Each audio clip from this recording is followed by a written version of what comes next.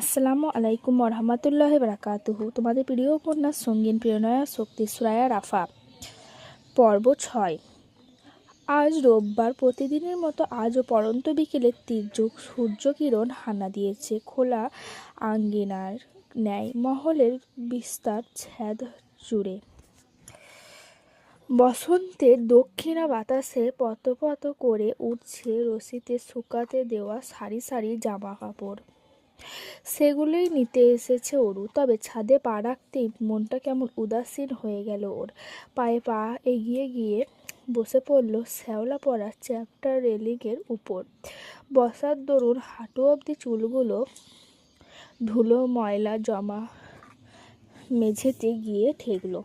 গধূলিবেলায় মেঘ ভেজা বাতাসে তালে তালে হাঁপড়ে একটা চাপা নিঃশ্বাস বেরিয়ে এলো ওর বুক চিরে। আজমিরি শেখকে ইতিমধ্যেই ইমার্জেন্সি ফ্লাইটে তুলে দিয়ে এসেছে ওরা দু বোন।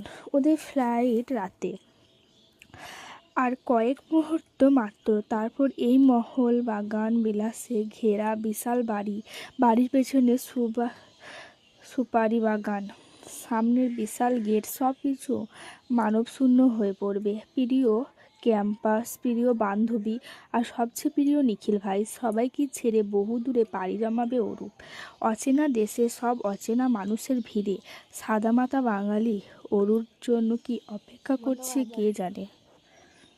কেবল ভরসা একটাই, মায়ের সুস্থতা আর মনগহীনের অযাচিত এক অদম্য ইচ্ছা নিখিল ভাইকে খুঁজে বের করা। অরু জানে কাজটা অতটাও সহজ নয়, তবে ওর চেষ্টা করবে। পৃথিবীটা তো গোলাকার, তার উপর একই দেশে থাকবে ওরা। ইন্টারনেটের সুযোগে অতটাও কষ্ট হবে না।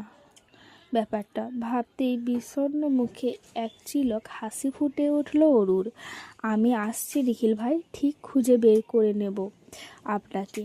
অরুর দিবাস্বপ্নে টান পড়ে নিচ থেকে অরু বাজ খায় আওয়াজ।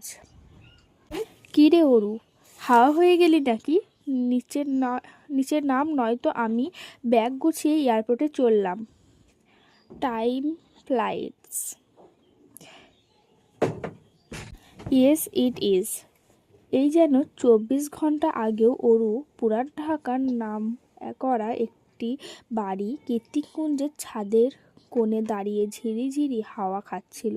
আর এখন এই মুহূর্তে মোটা পশমি লেদার জ্যাকেট পরেও হু হু বাতাসে থরথর করে শীতে কাঁপছে। এয়ারপোর্ট থেকে গাড়িতে উঠে কাঁপাকাঁপি একটু কমেছে দু বোনের, তবে লম্বা জার্নিতে বড্ড কাহিল হয়ে গিয়েছে শরীরটা। অরুর চেয়েও অরুর অবস্থা বেগতিক, কারণ পুরো ফ্লাইটে কিছু খেতে পারেনি ও। অরু যে মারাত্মক রকমের ফ্লাইট ফোবিয়ার আছে সেটা এই প্রথমবার জানল অনু। ভাগ্যিস কোম্পানি থেকে গাড়ি পাঠিয়ে ওদেরকে পিক করা হয়েছে, নয়তো এই অচেনা শহরে অরুকে নিয়ে নির্ঘাত বিপদে পড়তে হতো অনু অরুকে নিয়ে দুশ্চিন্তা করলেও অরুর মনে অন্য কিছু চলছিল। ও ভাবছে তিথি আর নীলিমার কথা। সেদিন অযাচিত কিছু কথা মুখ ফুটে বলে দেবার পর আর মুখোমুখি হয়নি ওদের। নিজের আত্মগ্লানি ওকে আটকে রেখেছিল। যাদের সামনে সবসময় নিজের নির্ভীক ব্যক্তিত্বটা ধারণ করে এসেছে সবসময়, তারাই কিনা ওকে নিচু চোখে দেখবে, ফ্রড ভাববে। এসব ভাবতেই লজ্জায় চোখ মুখ বুজে আসে অরুর। যার জের ধরে এত দূর চলে এসেছে, তবুও নিজের বান্ধবীদের একবার জানায়নি পর্যন্ত। বরং ওরও মনে হচ্ছিল দেশ ছেড়ে চলে গেলেই ভালো হবে। তিথি আর নীলিমার মুখোমুখি হতে হবে না, আর ও বেঁচে যাবে। সান ফ্রান্সিসকোর শহরে পরিবেশ ছাড়িয়ে আরও প্রায় ঘণ্টাখানেক গাড়ি চলল। নির্জন হাওয়ায় রাস্তার মাঝ মধ্যে দু একটা প্রাইভেট কার ছাড়া কিছুই চোখে পড়ল না ওদের। কিছু দূর পরপর রাস্তার কল ঘেঁষে দু একটা ওয়ালমার্ট আর ম্যাকডোনাল্ড ক্যাফেটেরিয়া দেখা গেল, তবে সেগুলোও জনমানবহুল। এছাড়া রাস্তার দুপাশে যা চোখে পড়ে তা হলো উঁচু নিচু পাহাড় আর সারি সারি উইন্ডমিল। তবে চারিদিকের পরিবেশ প্রাণ জুড়িয়ে দেবার মতোই সুন্দর। আঁকাবাঁকা পাহাড়ি রাস্তাগুলো পরিষ্কার টকটকে, দেখে মনে হচ্ছে আজই পিচ ঢালা হয়েছে এতে। অথচ বাংলাদেশ হলে মানুষের গিজগিজ আর ময়লা আবর্জনায় রাস্তার মুখখানা পর্যন্ত দেখার উপায় নেই। যেতে যেতেই অরূপ বোধ করল এদেশের মানুষ যতটা শৌখিন ঠিক ততটাই পরিশ্রমী। আসলে এখানে মানুষ কোনো দোষ নেই। প্রথম পরিচিতিতে মানুষের ভালো দিকগুলোই বেশি নজরে আসে। অপেক্ষার অবসান ঘটিয়ে একটা ছোট মতো ডুপ্লেক্স বাড়ির সামনে গিয়ে থামলো গাড়িটা। এতক্ষণ সবকিছু ঠিকঠাক লাগলেও হুট করেই নার্ভাস লাগতে শুরু করেছে অরুর। হাত পাগুলো যেন অবশ হয়ে এসেছে, সেই সাথে বমি বমি ভাব। মনে হচ্ছে কিছু একটা গলায় আটকে আছে। কিছুক্ষণ বাড়িটার দিকে তাকিয়েই কাটিয়ে দিল ও। ততক্ষণে অনু নেমে ওপাশ থেকে বারবার তাড়া দিচ্ছে। কি হলো নাম, তোকে রেখে আমি হসপিটালে যাব, ইমার্জেন্সি কল এসেছে। গাড়ির সাউন্ড প্রুফ কাঁচ গলিয়ে সে কথা অরুর কানে গেল না। ও আস্তে ধীরে সময় নিয়ে নামলো। বাইরে প্রচণ্ড বাতাস আর গুড়ি গুড়ি বৃষ্টিতে ঠান্ডায় জমে যাওয়া উপক্রম। অরু নামলে ড্রাইভার মতো লোক একটা কার্ড ধরিয়ে দিয়ে বলল, this is house password. Aru মাথা কাত করে কার্ডটা নিল। অনু এগিয়ে এসে অরুকে বলল, তাড়াতাড়ি চল, জমে যাব নইলে। অরু এখানে নিশ্চুপ, শুধু উপর নিচ মাথা নাড়িয়ে সায় জানালো। কিন্তু অনুর আর বাড়ির ভেতরে ঢোকা হলো না। তার আগেই ওর ফোনটা বেজে ওঠে। ফোন রিসিভ করে অনু কি বলল সেসব কিছুই কানে যায়নি অরুর। তবে তার পরপরই ওর শরীর জমে হিম হয়ে গিয়েছে। বাইরের খারাপ ওয়েদার এই শীতলতা কাছে কিছুই নয়। কারণ এবার ওর শরীর নয়, বরং কলিজা জমে এসেছে। একটু আগে ফোনে কথা শেষ করে অনু এসে জানায়, আমাকে এক্ষুনি হসপিটালে যেতে হবে অরু, অনেক ফর্মালিটিস বাকি আর সব কাগজপত্র আমার ব্যাগে। এগুলো না পূরণ করলে ওরা মাকে ভর্তি করাতে পারবে না। মায়ের শরীর আরও খারাপ হয়ে যাবে। তুই পাসওয়ার্ড দিয়ে দরজা খুলে ভেতরে গিয়ে বিশ্রাম কর, আমি যত তাড়াতাড়ি সম্ভব চলে আসব। অরু চমকায়, হকচকিয়ে বলে, না না, আমি একা একা ভেতরে যেতে পারবো না। যদি কেউ থাকে তার চেয়ে বরং তোর সাথে যাব।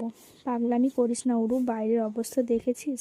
আমি শিওর রাত হলে ঝড় আসবে। তাছাড়া তুই না বলেছিস আমার কথা শুনবি। অরু ঠোঁট উল্টে কাঁদো কাঁদো হয়ে বলে, আমার ভয় করছে আপা, যদি ভেতরে কেউ থাকে।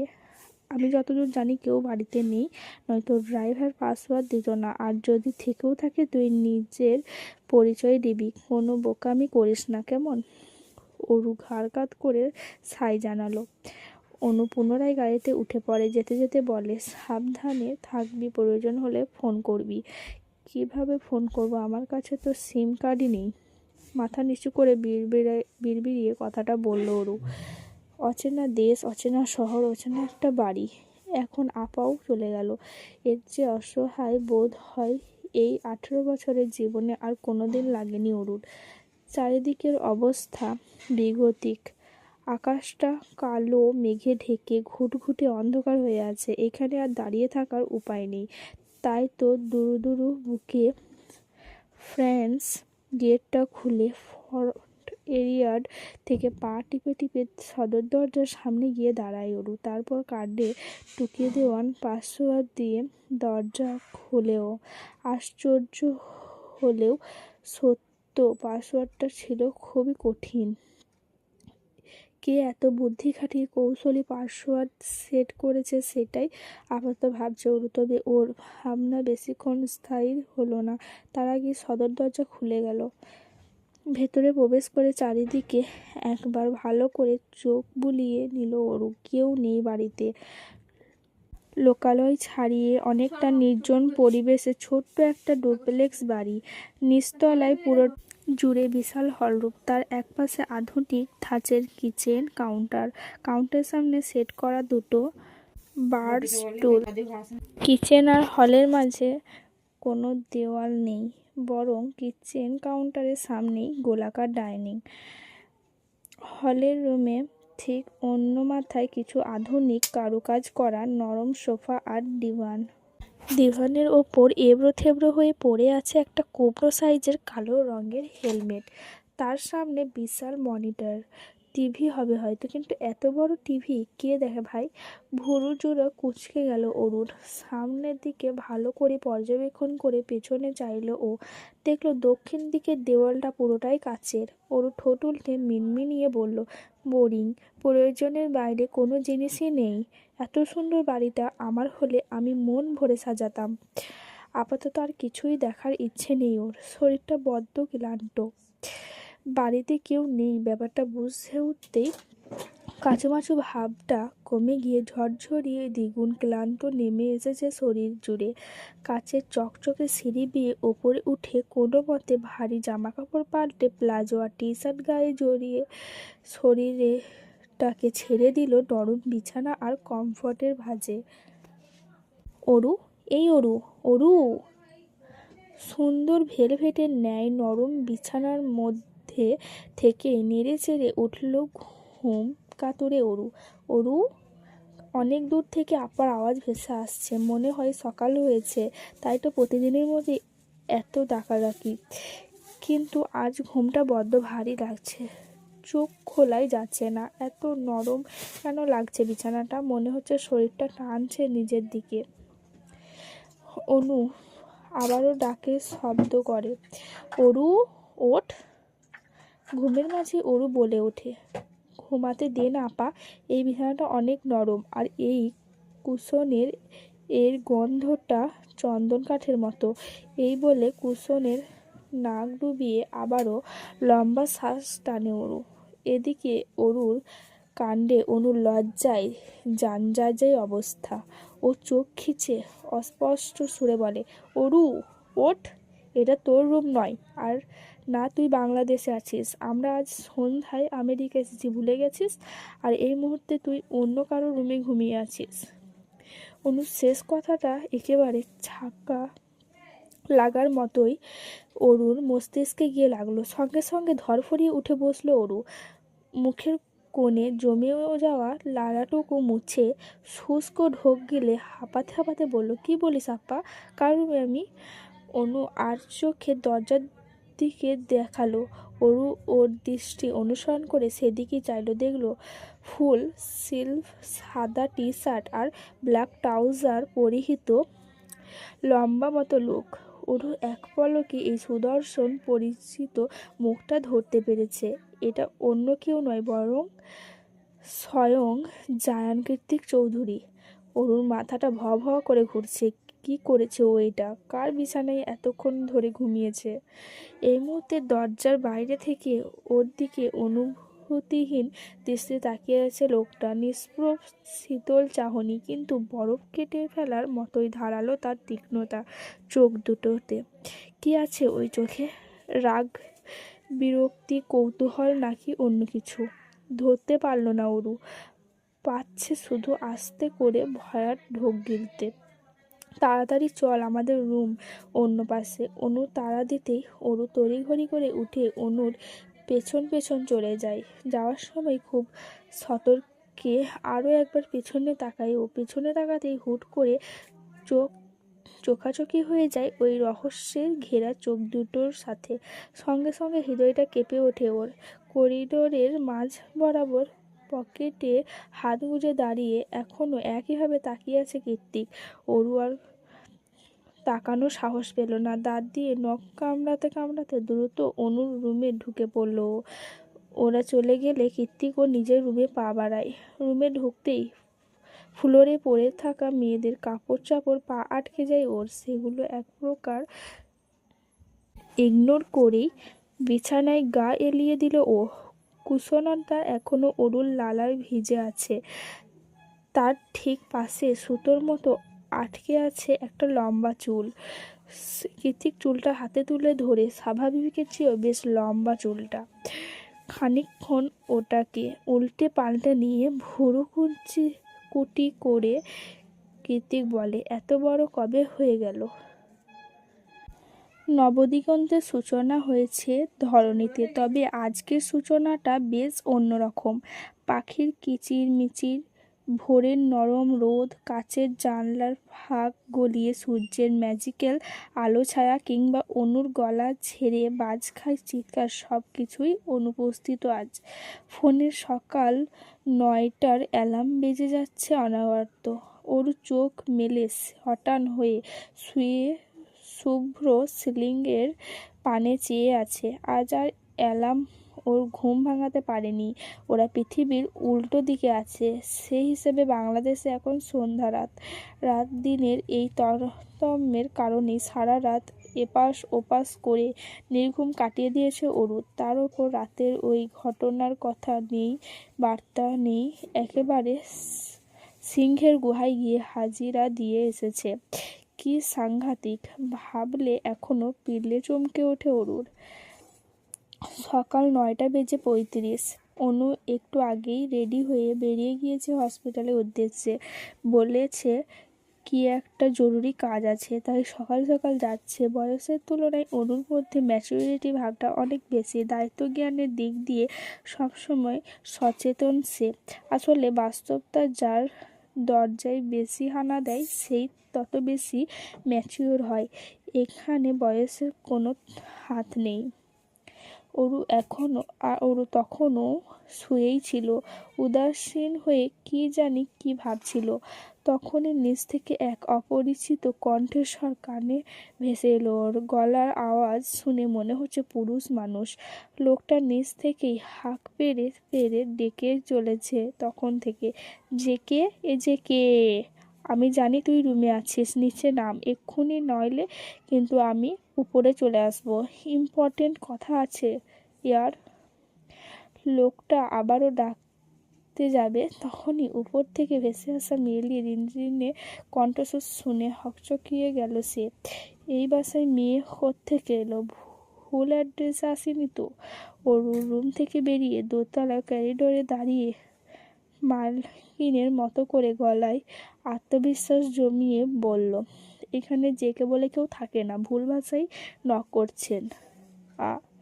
অরু কথার মাঝ পথে আটকে গেল, কারণ ততক্ষণে পাশের রুম থেকে কৃত্তিকও বেরিয়ে এসেছে। লম্বায় অরুর চেয়ে দ্বিগুণ কৃত্তিক। ওর মুখভঙ্গিমা দেখতে হলে অরুকে মাথা উঁচিয়ে চাইতে হয়। এই মুহূর্তে অরু সেভাবেই তাকিয়ে আছে কৃত্তিকের মুখের দিকে।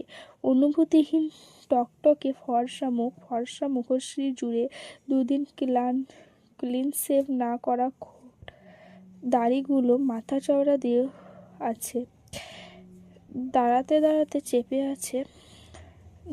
চেপে আছে বলে তীক্ষ্ণ চোয়ালটা ব্লেডের মতোই ধারালো মনে হচ্ছে। লম্বা চুলগুলো এলোমেলো হয়ে কপাল ছুঁয়ে আছে, আর পেছন দিক থেকে ঘাড়, সেই সাথে এঁটে আছে গোলাকার দুটো ভাসা ভাসা চোখ। প্রথম দর্শনে 31 বছরের কৃত্তিককে অরুর চোখে গ্রিক গডের মতোই সুদর্শন ঠেকল। Go back to your room. পাশ থেকে আসা একটা গমগমে আওয়াজে অরুর ধ্যান ভেঙে গেল। বুকের বেকুবের মতো পাশে তাকিয়ে উল্টে আবার প্রশ্ন করল, ব্যাপারটা এমন যে আমাকে বলছেন? কারণ কৃত্তিকের দৃষ্টি এখনো একইভাবে সামনের দিকে স্থির। গো ব্যাক টু ইয়োর রুম। স্বাস্থ্য নিষ্প্রভ কণ্ঠস্বর, তবে কথার মাঝেই আটকে আছে কঠোর আদেশ। কৃত্তিকের এক্সপ্রেশন, চোনভঙ্গিমা কিছুই মাথায় ঢুকলো না অরুর। ও উল্টে বাচালের মতো বলতে শুরু করলো, আরে আমি কেন রুমে যাব? দেখতে পাচ্ছেন না কথা নেই, বার্তা নেই। অন্যের বাসায় ঢুকে লোকটা জেকে জেকে বলে চেঁচাচ্ছে। ওটাকে আগে বিদায় করতে হবে। রুমে যেতে বলেছি তোকে। এবার কাট স্পষ্ট বাংলায় অরুর মুখের দিকে তাকিয়েই কথাটা বলল কৃত্তিক। অরু ভয়ার ঢোক গিলল। এক মুহূর্তের জন্য মনে হলো ও 8 বছর আগের কৃত্তিকের সামনে দাঁড়িয়ে আছে। তারপরই ওর ডান পিঠের মস্তিষ্কটা সচকিত হয়ে উঠল। ওর মনে মনে ভাবল, উনি যা বলবে সেটাই আমাকে শুনতে হবে নাকি? আশ্চর্য!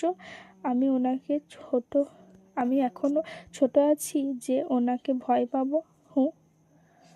মনে মনে নিজেকে মিস সাহসী অফ দ্য ইয়ার আওয়ার্ডটা ছুঁড়ে মারল অরু। কি হলো, কথা কানে যায়নি? যাব না। এ যেন অরুর স্বঘোষিত স্নায়ুযুদ্ধ। কৃতিক নিজের চোখ দুটো বন্ধ করে মেজাজ সংবরণ করলো, তারপর রুষ্ট কণ্ঠে বলল, মুখে মুখে তর্ক আমার একদম পছন্দ নয় অরু। অরু কৃতিকের ঘুম ঘুম হাসকি গলায় নিজের ছোট্ট নামটা শুনে আরও একবার বক্ষপিঞ্জরের কিছু একটা শক্ত টান অনুভব করলো অরু। কেন যেন মনে হলো অরু নামটাও অনেক ভারী আর কঠিন। পৃথিবীর ইতিহাসে এই নামে অস্তিত্ব কোনো কালেই ছিল না। পৃথিবীর সবথেকে আনকমন নাম এটা। কিন্তু সেসবে মাথা ঘামিয়ে দমল না অরু। আত্ম অহংকারী মন বরং নতুন উন্মাদে কৃতিকের কথায় কাট জবাব দেওয়ার প্রস্তুতি নিল সে, যাকে বলে এক বলেই ছ্যাঁকা হাঁকানো। ঠিক তখনই আগমন ঘটে নিচতলার তৃতীয় ব্যক্তির।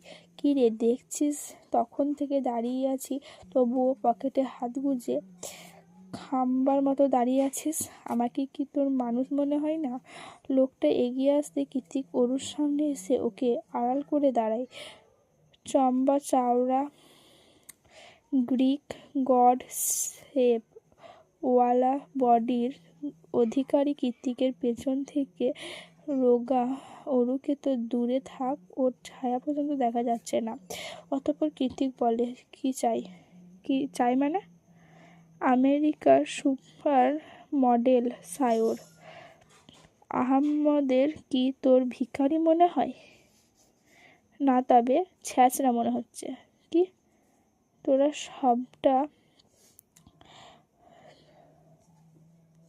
তোরা সবকটা মিলে আবারও আমার হাউস পাসওয়ার্ড হ্যাক করেছিস, তাই না? সায়র মুখে বিরক্তি ফুটিয়ে বলল, এছাড়া উপায় কি? নক করলে তো জীবনেও দরজা খুলিস না, ফোন ধরিস না, SMS সেন্ড করিস না, হুটহাট উধাও হয়ে যাস। কোন দিন দেখবো একা একা এই ভুতুড়ে বাড়িতে মুড়ে পড়ে আছিস। আমার সন্দেহ হচ্ছে যে তুই আসলেই মানুষ তো, নাকি ভ্যাম্পায়ার টাইপ কিছু। সত্যি করে বল, তোর ইচ্ছা যা খুশি সেটা ভাব। সায়র বিরক্তিতে চোখ মুখ খিচে এক নাগাড়ে অভিযোগের লিস্ট উগড়ে দিচ্ছে। এদিকে কৃতিকের পেছনে এখনো ঠায় দাঁড়িয়ে আছে অরু। দৌড়ে রুমে চলে যাওয়ার উপায় নেই, কারণ কৃতিক ওর কবজিটা শক্ত করে চেপে ধরে আছে। মুখ দিয়ে কিছু বলবে তার সুযোগ হচ্ছে না, কারণ সায়রের মুখ নন স্টপ চলছে। একটানা এক নাগাড়ে টানা 10 মিনিট ধরে নন স্টপ কথা বলে তবেই ক্ষান্ত হলো সায়র। 10 মিনিট? হ্যাঁ, 10 মিনিটই। তবে কৃতিক তো চুপচাপ ঘড়ির দিকেই তাকিয়েছিল। পেছন থেকে অরু নিজের হাত ছাড়ানোর কসরত করে যাচ্ছে, কিন্তু কৃতিকের শক্ত বাঁধনের কাছে সেই চেষ্টা পিপলিকার সমতুল্য। ওর পেছনে একটা ছায়া নাড়াচাড়া করছে দেখতে পেয়ে সায়র উদ্বিগ্ন হয়ে বলল, তোর পেছনে ওটা কি জেকে? তোর ছায়া এত ছোট হয়ে গেল কি করে, আর এমন নড়ছেই বা কেন? তোকে সত্যি সত্যি ভূতে ধরলো নাকি? দাঁড়া, সবাইকে কল করে এখনই আসতে বলছি। সায়র একটা মানুষ, বললে কলিকাতা বুঝে ফেলে। দেখা গেল সত্যি সত্যি তিল থেকে তাল বানিয়ে কৃতিককে প্রোটেস্ট বাই ঘোষণা বানিয়ে থাকবে। তারপর শুরু হবে ওকে নিয়ে বেহুদা গবেষণা। তাই সকল রহস্যের ইতি টেনে নিজের চোখ দুটো খিচে বন্ধ করে অরুর হাতটা ছেড়ে দিল কৃতিক। সায়র সচকিত নজরে ওর পেছনে চাইল, দেখলো স্কার্ট আর টি-শার্ট পরা গোলগাল গড়নের পিছি একটা মেয়ে বিশাল লম্বা লম্বা সিল্ক চুলগুলো দুই পাশে ঝুটি করে বুকের সামনে ফেলে রেখেছে। একে কি বলা যায়, কেশবতী নাকি এলোকেশী? যে যাই হোক, মেয়েটার চেহারায় বিরক্তির ছাপ স্পষ্ট। ফর্সা আদুরে মুখটা রাগে লাল হয়ে আছে, কপালেও বিরক্তির ভাঁজ। লাল লাল গাল দুটো দেখেই মনে হচ্ছে একটু টেনে দেয়। সেই আশাতেই হাত বাড়িয়েছিল সায়র পিচিটার গাল টেনে দেবে বলে, কিন্তু সে আসলে এক বালতি জল ঢেলে অরুকে এক প্রকার ধাক্কা মেরে রুমের ভেতরে পাঠিয়ে দিয়ে ঠাস করে বাইরে থেকে দরজা লাগিয়ে দিল কৃত্তিক। সায়র উদ্বেগ প্রকাশ করে বলল, এভাবে কেন ধাক্কা মারলি মেয়েটাকে? ওর নিশ্চয়ই লেগেছে, দেখেই মনে হচ্ছে তুলোর মতো শরীর। কৃত্তিক দাঁত চেপে ঘাড়ের রাগ ভুলিয়ে বললে, লাগুক, লাগার জন্যই মেরেছি। আর ওর শরীরে তুলোর মতো নাকি লোহার মতো সেই চিন্তার মাথা থেকে ঝেড়ে ফেল। এভাবে বলছিস কেন? পিচি মানুষ তাই বলেছি। বাই দ্য ওয়ে, কেউ নো ওয়ান। এই বলে সিঁড়ি ভেঙে ধাপ ধাপ করে নিচে নেমে যায় কৃত্তিক। সায়র কৃত্তিকের পেছন পেছন নামতে নামতে বলে, বাই নি চান্স তুই কি এই পিচি মেয়েটার সাথে কিছু কথা শেষ করতে পারলো না সায়র? তার আগে ওর মুখ বরাবর একটা কুশন ছুঁড়ে মারে কৃত্তিক। মুখে লাগাম টান। তুই জানিস আই ফাকিং হেট ওয়েমেন। তাহলে মেয়েটাকে দেখে তো মনে হচ্ছে বাঙালি।